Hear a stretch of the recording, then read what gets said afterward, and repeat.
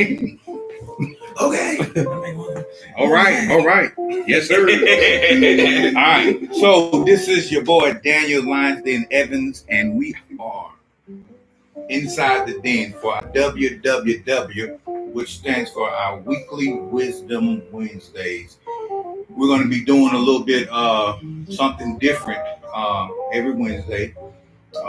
This is not a book club per se, but we are in my office, my staff, my mentees will get here. We'll start getting here every Wednesday morning and just going over some studies from whatever book we're reading. Right now, we are currently reading Think and Grow Rich, and it's by Napoleon Hill. And we just completed chapter 1, so we're just gonna kind of go over our chapter 1 notes and thoughts, and see if we can drop a few nuggets before the day starts, and we're gonna continue on with our day. So welcome everybody this morning, and you are now inside the den. So Think and Grow Rich, they do have a movie out. Have y'all watched the movie yet? No, I've not watched the movie. How about you? No, sir. No? Well, I would encourage you to at least watch the movie, because the movie kind of brings everything together, and when you read the book, you can be like, oh man, I remember that part of the movie. They don't have every story in here, but most of them are on there, and they have current entrepreneurs that's doing things right now, like the Barbara on Shark Tank. She's on there, and they're just giving some of their nuggets as well. This book has been probably rewritten and revised by different authors who put their own twist to it, and like I say, it's been around for a long time, and now they had a movie out for it. So a lot of people learn from visual. If you're a visual learner, then the movie is definitely something good. But the book is always good to dig in and read it for yourself. So we're gonna start to my left. We got my boy TJ Hicks, Tommy Joe Hicks in here.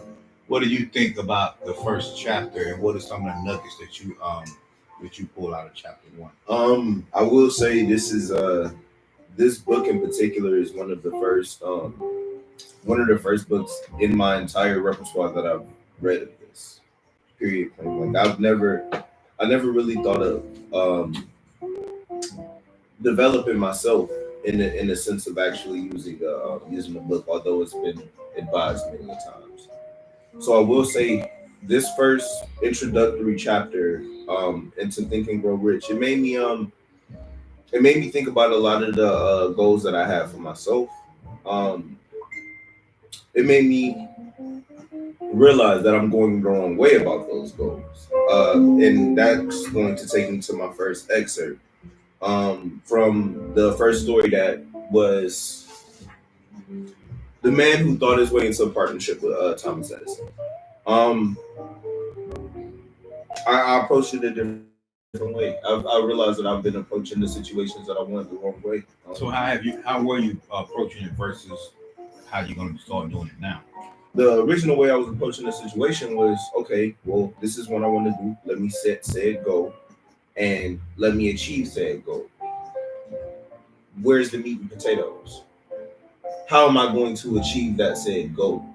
What actions or implications am I doing to achieve that said goal? If I don't have that part of my plan, then there'll be no way for me to actually execute. So the difference is just being able to get the steps in order to get those things done. Well, not only the steps, but the mindset as well. One thing that stood out to me is when Edison said he stood there before me looking like an ordinary tramp, but there is something in the expression of his face which conveyed an impression that he was determined to get what he had come to offer. And he went again to say that when a man is really determined and he wants something so deeply that he is willing to stake his entire life, his entire career, his entire savings over a single turn, he is sure to win.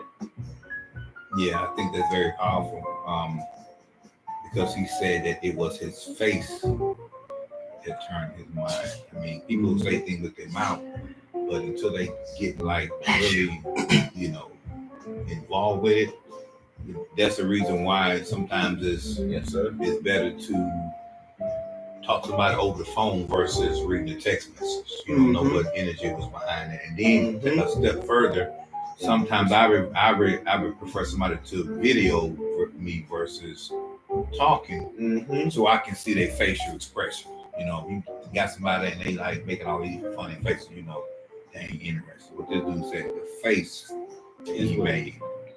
You know, it's almost like when you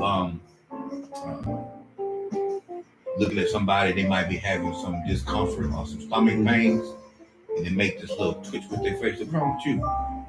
Just in pain. You can kind of see the pain on their face, but you can also see somebody's excitement. One of the things I wrote down about it, he said, when a person is truly ready for something, it is put in its appearance. What does that mean? I think it's put in front of them to achieve it. I think when it's put in their appearance, like when you start looking for a certain car, that car is subconsciously put in your path, so you can see that car everywhere you go. Or when you buy a car, you start seeing all the other cars like that. Yeah, the cars have been there the whole time, but because you spoke and said it, now it's brought into your subconscious. And not only that, take it a step further. When you're ready for something, you start dressing and you start speaking in that terms of getting to where you're going, so that it won't be like a foreign thing to you. When you finally achieve that goal, it'll be like you've been waiting on it the whole time. Is reason why while we're reading this book, Think and Grow Rich, it's the thinking part that I really want us to focus on, because that's where your success comes from. You have to think it into existence. So I'm going to implement. I start dressing back up once a week. We can create that mindset of thinking into a situation, and I think that that's going to make the biggest difference in the way we've been doing things versus where we're going to this next level. Yes, we may be do a certain thing in round one. The last 12, 18 months we've been dealing, but we can't get complacent with where we are, so we got to go to the next level. So that's why I'm asking for that extreme uncomfortability, which would be for some people reading every day, writing down what they read. For other people, it might be sacrificing to dress up that one day a week and then start moving toward a full wardrobe. I'm gonna get us enrolled in a couple of entrepreneur classes this year. Some of these conferences. Like Damon always come down from the Shark Tank. I missed it the last 2 years because I didn't feel like I had a strong enough team that actually was going in the same direction. But he's usually not there. He's not there. No, he's usually a representative. I went. I think it was year before last, and he wasn't there. Really? It was a representative. Yeah. I will say this: I do have a entrepreneurial connection where they host actual live events just about every 2 or 3 weeks in Charlotte. Really? Yes, sir. The same team that I am actually day trading with, they hold those entrepreneurial events as well. I want to get us on one of those. Yes, sir. Coming up, and we're gonna book 4. Me, you, Jay, and PJ. Okay. And just kind of like get you in the mindset of being able to. Sometimes you got to be around other people. You got to be around like-minded people. You know what I'm saying? What did you get from chapter 1? I know King Ashby, he does a lot of reading, and that's one of the things I like about him. He's already into the reading. It's more of a struggle and a sacrifice for me because I don't, do a whole lot of reading. But I know where I'm going, so I got to go to the next level of my thought process. So what do you think about chapter 1? What are some of the nuggets you took from chapter 1? Well, like I said earlier, I think a lot of these books, and there's millions of books that speaks on this type of self-development. So whether you want to go to the spiritual or to a book like this, they're wording it in their own way to be able to kind of work in your mind these concepts that our parents and other people have probably taught us for years, you know what I'm saying? But just starting even from the chapter, Think and Grow Rich, the part of growing rich means there's potential in everybody, meaning there's already the seed there.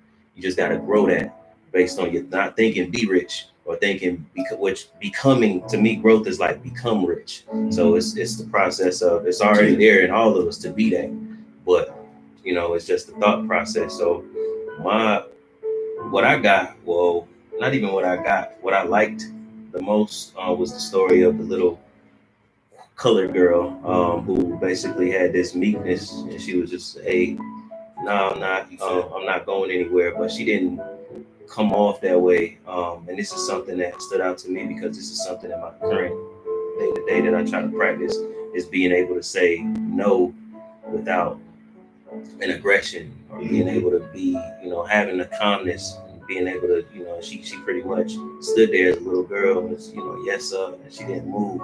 And that to me was dope. But other than that, man, and there was a section that was like desire can be transmuted into gold. So I think that's something that I'm working on as well. Just working on taking the desires that I have and transmuting that energy, taking that energy and putting it into more productive places.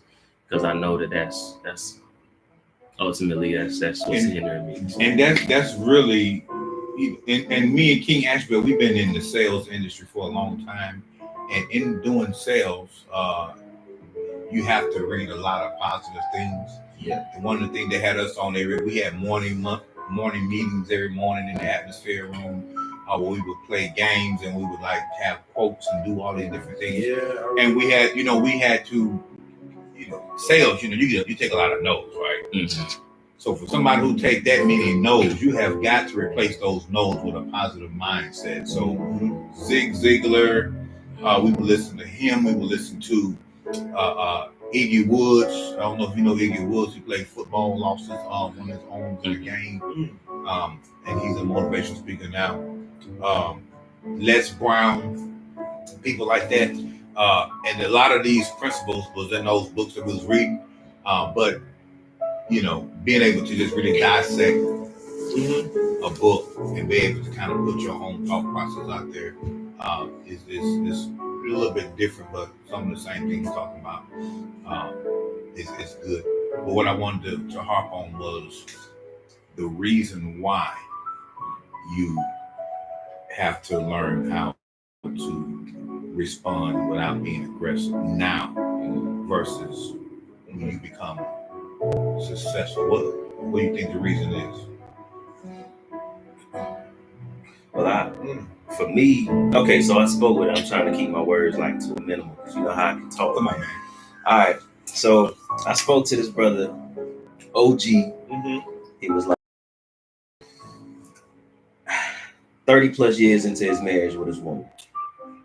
Dope dude, seemed to have this great way of behaving. Like his wife, they just seem to have this chemistry, bro. And I just had never seen, and it ain't just for me seeing it one time. It was for me being around him. So I asked him, I was like, yo, how do you express that way of love to your wife? Every time I see you, you seem so chill, you seem so calm. He was like, every day I see it as a new opportunity to express my love to my wife. And I've learned how to forget what I've done previously. And so for me, and we had a longer conversation about it, but I've also heard in sports, like Kobe, he would talk about how he always had to get in next play mode. So no matter what shot he missed or made, it didn't matter until the end of the game. So that mindset, because a man, and then this is what the OG was talking about, a man that's in pursuit mode is one of the most optimal, like the greatest form of man that you'll see. A man that's in that pursuit mode, like he's chasing something. Yeah. That's the best man you ever gonna see. And what we end up doing is we end up obtaining things and then losing. We end up obtaining things and then losing that pursuit mode. And we end up looking like a shell of the man we once was, because now the things that we wanted, we achieved, and now we kind of get chill and content. So that is, to me, like going back into that point. I'm trying to get back into the book. Yeah. You know what I'm saying? But that's forgetting what I've done yesterday so that I'm able to continuously pursue. And that is the reason why a couple of videos ago I made one about, are you chasing a dream or a nightmare? And it kind of goes on what he's talking about. Once you have achieved that dream, if you haven't calculated the cost to maintain that dream, it can quickly become a nightmare because you're struggling to maintain what you've been chasing it because you didn't count the cost. the reason why sales in the sales world, reason why it's so exhausting because you have to obtain that every single day. Like when we go in the atmosphere, we talk about the day before, or this person sold 15 accounts, and he might have had the best day of his life. It don't matter. It don't matter. They don't care. It don't matter. They live by that Janet Jackson philosophy. What have you done for me lately? Yeah, So if you was number one last week, it's a whole new. You can go from number one to bottom. Yeah, man. And so the reason why it's so exhausting because you gotta do the same thing every single day. Every day. So if you don't have that winning mentality, that forget about yesterday mentality, to go out and do a fresh day mentality, you will get stagnated and you will get complacent with what you've already achieved. And your first line would be, look at my track record.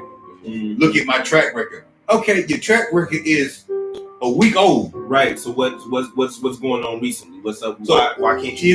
We can't continue to live off of old food because once you done took that crap, that ain't no good to you no more. Mm-hmm. Matter of fact, before you take the crap, all the nutrients of that meal is gone. So we have to get into the mode of fresh start every day. But one of the things about the little girl in the story, she was humble, but she was firm. Mm-hmm. Now, if she does that in every situation of her life, what do you think she's gonna be thinking when she becomes that business owner?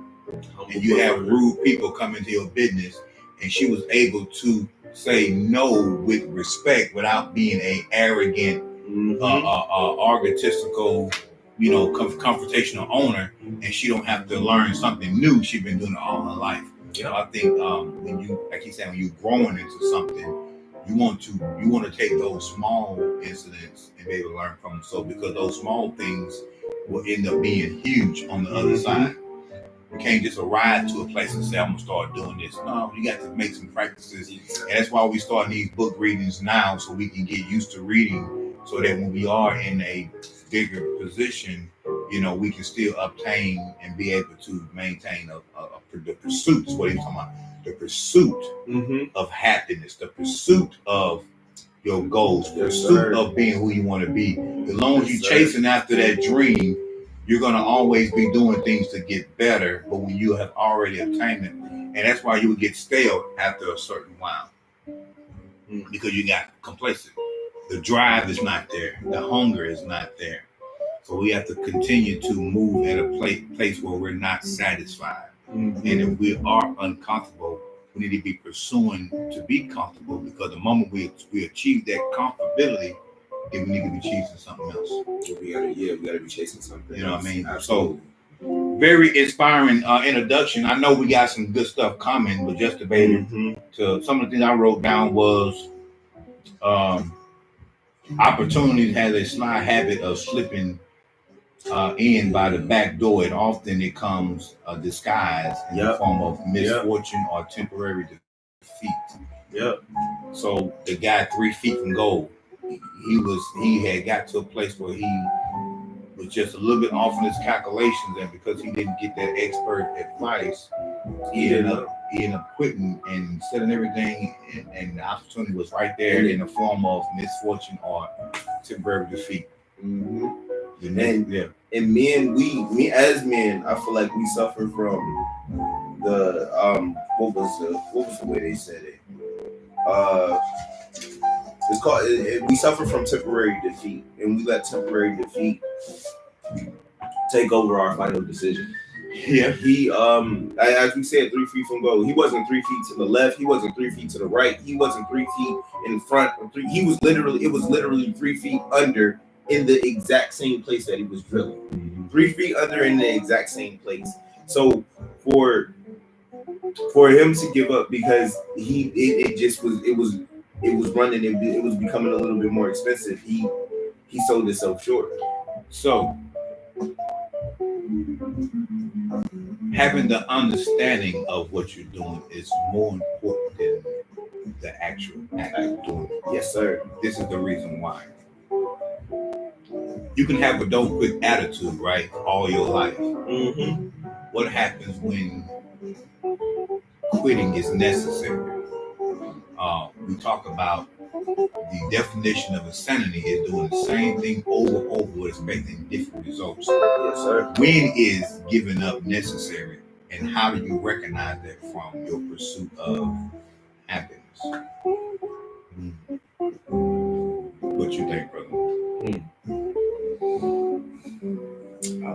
I'll let TJ answer it. And to be honest, I don't even have a straightforward answer for you because I have not thought of it in that. Like, there is a time to give up, but how do you know how do you know the difference between when it's time to give up and when it's just a temporary defeat?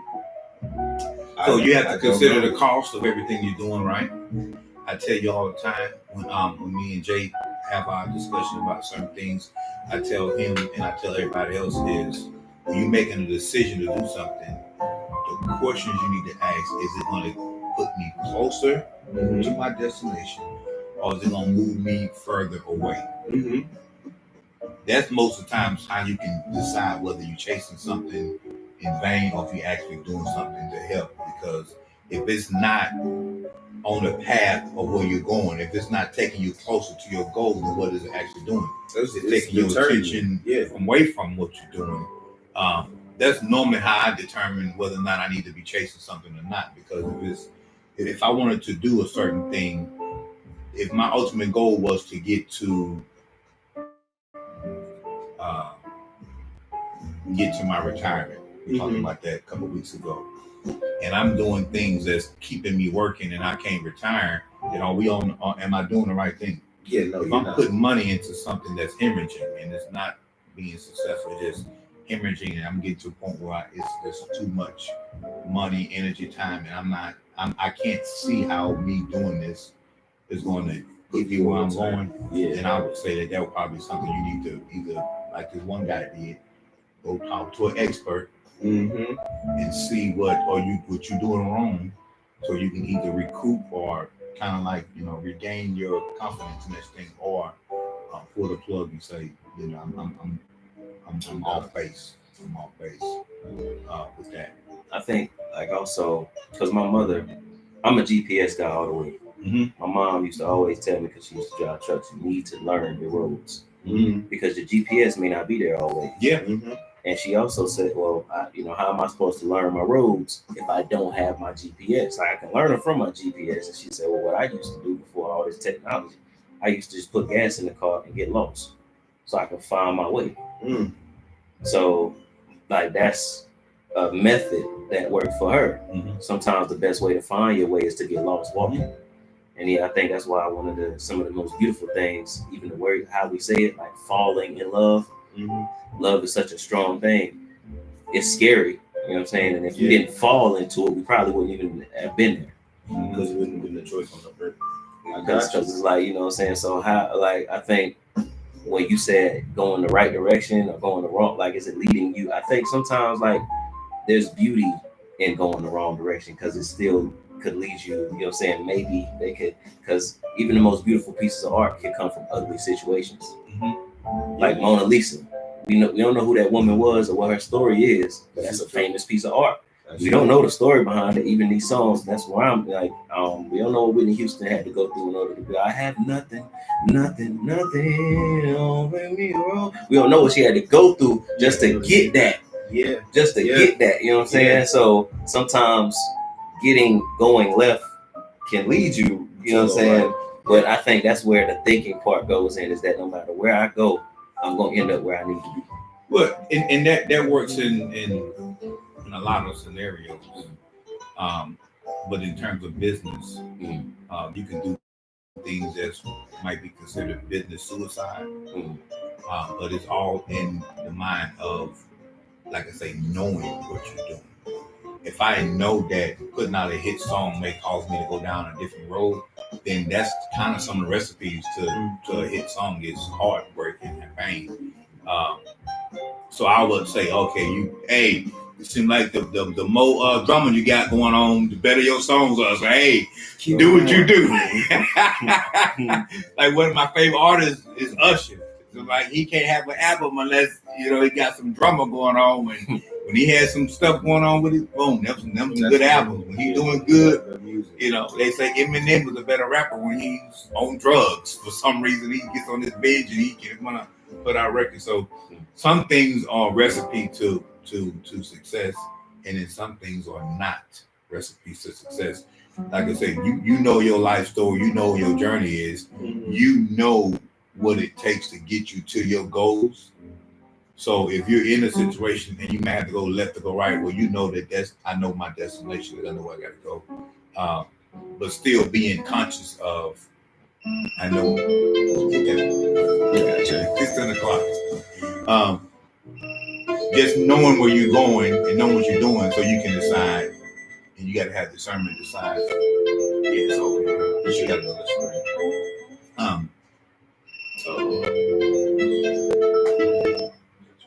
Another one he said. So I want to challenge you on that. Go ahead. You said, now in terms of business, things can be business suicide, and you use the word "don't" a lot. And they say if you knew better, you would do better. So I'm challenging you on how, if we really knew where to go, then would we even need to have the conversations about going? Will we even need to go to these conferences? Would they? Because there are people who are very wealthy that still invest themselves in conferences. That still, because I think we still question if we really know what we're doing. No matter how successful we become, we still question, am I really doing this right? That's why we still that's why I think those men still read books. So how do you really know that you're, like, how do you know? Is that because you think?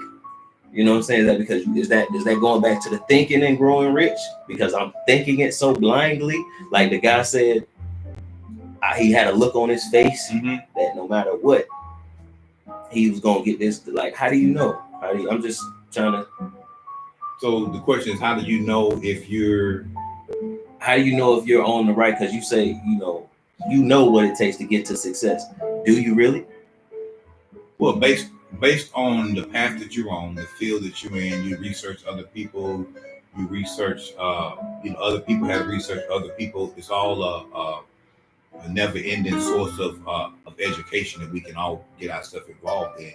I think as far as the success part, success is really in the mind of the pursuer of it. You know what I mean? Like, we can have the same goals, and I can feel success at a certain level of the same thing that you're still trying to get to the end of. Because in music, my success could just come from me learning how to rap, versus your success is learning how to put together a whole song, or maybe even a whole album, or even a whole start to finish. So I could be like, I'm in the music business, we're on the same path, but I'm successful where I am right now. Do you think that's where road rage comes from? Maybe. Now, I'm glad you mentioned road rage, because a lot of people on the same path and they go in the same direction, but why is some of them having a harder or not enjoying the ride on the way there? And the other people are actually trying to get there. They in their own lane. Yeah. That's where the term "stay in your lane" from. You in your own lane. Why is it some people are on the same road that they choose to be on, the same path that they got on? Why are they having a harder time traveling than the other person? Why do you think that is? That's something I questioned on my way here. I almost had a road rage moment and I just, because of the way, I was thinking like, wait, why? I don't know why that epiphany hit me this morning, and it could have hit me any other time. But I was like, what's the point of getting upset? We both going somewhere, right? You know what I'm saying? Why am I getting upset with this car? Because I never really yell at the person. You yelling at the car? I'm yelling from the inside of get out the like they can hear you, right? Yeah, like so it don't make no sense. Yeah. Why am I getting upset? So it was just, I don't know, man. I was thinking that this morning. I think for me, road rage comes in. I guess the rage comes from a different place. Like the fact that you made a mistake that almost cost me to make a mistake, or cost me into an incident, is probably what a road rage for me would come from. Like, do you not understand? You just almost cost me to lose my life or wreck my car. If I got kids in the car, what I got in here, but what's going on inside my car, everybody feels like is more important than the next man. Now let's use that as an analogy in life. Now, how would you describe that if you was talking about your life, not a car, but your actual life? In life, I get road rage when I expect people to move the same pace or with the same thought process as me if I know we on the same page. I can't always assume that everybody knows what I'm thinking. And so I have to keep telling myself that you can't get mad if they don't know. You can't get mad they're cutting you off because you haven't gave them your full plan. Or if you're giving them your full plan because it's your plan, guess what? You have the power to edit and change your plan at any given time without them getting the updated version of your plan. So you have to understand that these people around you, when you're getting road rage, that they haven't been given the full. You might have downloaded the GPS to their phone, but because they don't see the full plan, where they see clear vision, you see a detour or a reroute. Because just like in business, when you hit a roadblock, you have to recalculate. Yeah. But where the recalculation taking us? Because I'm not the actual owner of this plan that I'm running. Like if I gave y'all my plan, you don't know when I decide to make a change on it. So that's where road rage comes from. I threw the ball, you didn't catch it. Well, God dog, sir, you didn't tell me if you throwing a football or a baseball. Do I need a glove or do I need my hands or whatever? Well, we just changed it. It's not a football, it's a basketball. Fast break. Don't double dribble. I gotta know what sport we playing to know. I know we going to the pros, but how we get there? You know what I'm saying? So I just think that when you expect people to move exactly like you without the consideration of how they might have and that's to me something that's not how. So that's a way I get road rage. Yes, by expectations, setting too many expectations on other people. Yeah. And so keeping a low expectations keeps me from ever getting disappointed because my expectations exactly. So but that's one way, yeah, I would say I get road rage. And that's not the only way, but that is a way. Yeah, I mean, I'm pretty sure it's more than one way. For me, but for you, you know what I'm saying? Just hear you say that. For me, it's nice to know that that's my number one thing right there. And you're in your 30s, so I'm in my 20s, and that's my 40s. Oh, you in your 40s? Yeah. You know what I'm saying? So you yeah, but what makes a 40-year-old road rage might not necessarily make a 20-year-old road rage, or vice versa. But I'm listening, like the fact that to me, I always said to myself, if I can be around older people, hear their stories and hear what they struggle with, and if it's the same as mine, then I'm getting a glimpse into what I would be looking like if I don't get this shit under control. Yeah. Because that's one of your things. Yeah, like I'm hearing like, okay, this can still exist. And later, if I don't get this shit under control. Even in fatherhood. You know what I'm saying? You spent some time with me some time back, and my expectation of him was different because I expected him to move the way I move. And sometimes even after you express that where you're going, still the expectation is higher. You expecting that fire to get up. Exactly. Yeah. Everybody don't move the same. You know what I mean? But one of the things that I'm learning with these different books we're reading and there's different podcasts and different mentors I'm listening to, you have to move at the speed of you. You know what I mean? It's okay for everybody not to know everything that you got. That was fired. That's why move at the speed of you. Yeah. That's why I'm starting to have these weekly meetings. You meet with me more than anybody because my thought process changed. I want you to be able to be the first one to know about it. And as my things change and you actually, relate this to the workers, you know that they can keep fresh as you keep fresh. So Think and Grow Rich is a continually ongoing thing that I believe that we never really master it. It's always a pursuit. Yeah, it's always going. Yeah. I agree wholeheartedly. It's always a pursuit to achieve it rather than you already are there or you've obtained that level. Or it's always going to be a never-ending pursuit. And you should want that pursuit.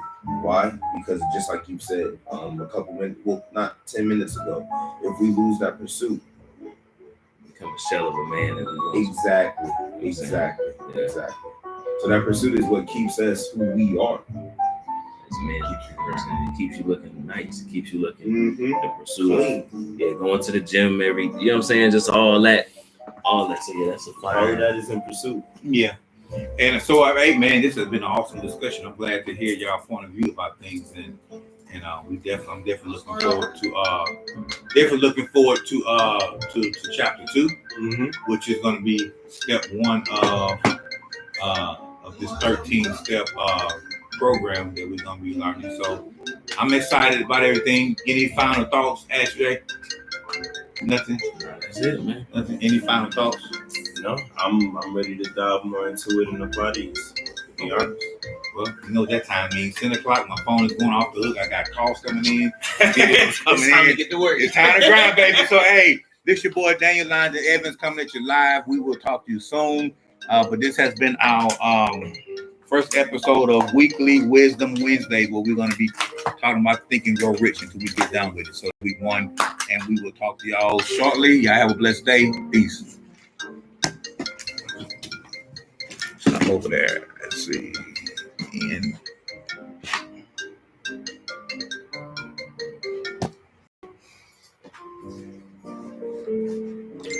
I'm not gonna get one of these. Not at all. You bought these recently? Yeah.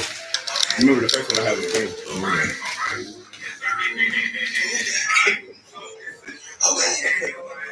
All right.